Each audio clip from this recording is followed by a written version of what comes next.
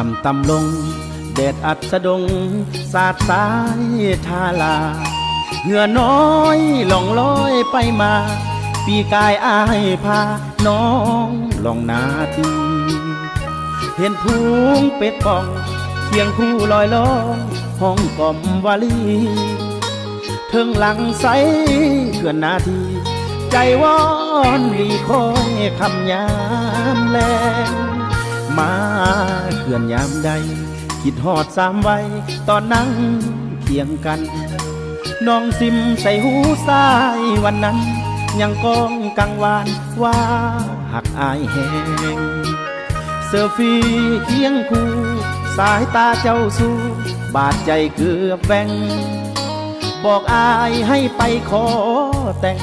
ร่วมสวมคำแพงอายซึ้งกุลาจนว่าปีปางอายมานั่งให้ที่ศาลาลองกะบาเปล่าทาปางอ่องหรือน้องที่อายเป็นคนผู้คนป่าผู้สาวสวรรค์คนถิ่นเดียวกันตัวขาดเทนา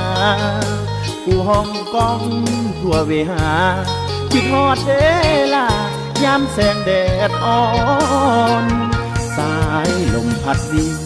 โตนผู้พาตีสายน้ำเฟือดฟองยินเสียงชะนีโหยหองลั่นผู้เนืองกองส่วนอายอาวรมองเก่าปีกายังท่าสามไว้มาถึงพักพร